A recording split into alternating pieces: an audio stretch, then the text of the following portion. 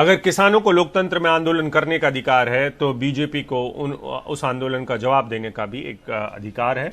और अब बीजेपी एक बड़ा अभियान चलाने वाली है। वो देश में कृषि कानूनों को लेकर जो भी बदलाव उन्होंने किए हैं या जो नए कानून लेके आए हैं उनको लेकर अपनी बात रखेगी, कॉन्फ्रेंस करेगी, किसान सभाएं करेगी, चौपाल करेगी, लोगों के बीच में जाएगी, बताने की कोशिश करेगी कि उसने कृषि कानूनों के तहत दरअसल किया क्या है, क्यों वो इतने कानूनों को लेकर आई है और इससे उन किसानों का क्या फायदा होगा। 700 जिलों में कॉन्फ्रेंस करेंगे और ये एक बड़ा प्रोग्राम है जिसको लेकर हमारे साथी अखिलेश शर्मा हमारे साथ जुड़ रहे हैं। वो बताएंगे अखिलेश क्या क्या जानकारी है, किस किस्म से ये कैंपेन चलाई जाएगी और इसको कोऑर्डिनेट किस तरीके से करने वाली है बीजेपी।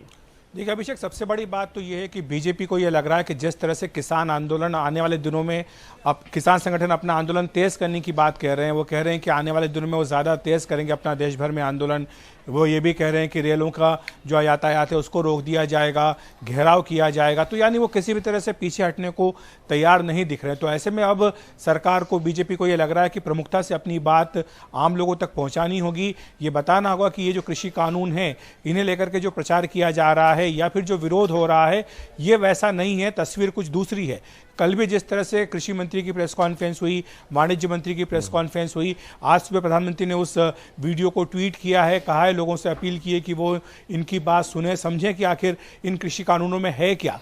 तो अब यही बात को बीजेपी आगे लेकर के जाना चाहती है, देश भर में अपनी बात को पहुंचाना चाहती है। इसीलिए देश के 700 से भी ज़्यादा ज़िलों में किसान चौपाल, किसान सभाएं करने का फैसला किया गया है। ये भी तय किया गया है कि 100 से ज़्यादा प्रेस कॉन्फ्रेंस पूरे देश में आयोजित की जाए।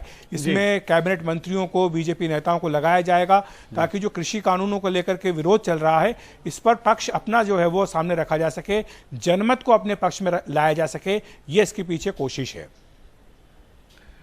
अखिलेश, लेकिन एक सवाल है कि कुछ मांगों को लेकर बीजेपी ने ढिलाई दी है या सरकार ने अपनी बात कही है कि वो बदलाव के लिए तैयार है।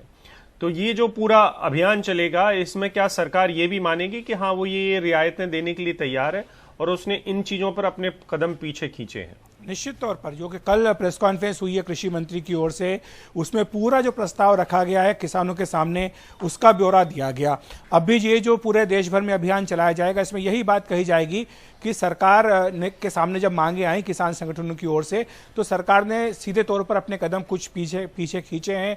कई संशोधन करने के लिए सरकार तैयार है, लेकिन इस सबके बावजूद भी किसान संगठन अड़े हुए हैं इस बात पर कि इन कृषि कानूनों को खत्म कर दिया जाए, वापस ले लिया जाए। सरकार उसके लिए तैयार नहीं है। सरकार क्यों संशोधन लेकर के आ रही है, ये सारी बातें देश की जनता के सामने, खासतौर से किसानों के सामने रखी जाएगी। इसके पीछे आशंका दरअसल ये है और एक तरह का एहतियात भी अभिषेक कि आने वाले दिनों में अगर किसान संगठन अपना आंदोलन तेज करना चाहें तो पूरे देश में इसका प्रचार प्रसार फैलाव ना हो।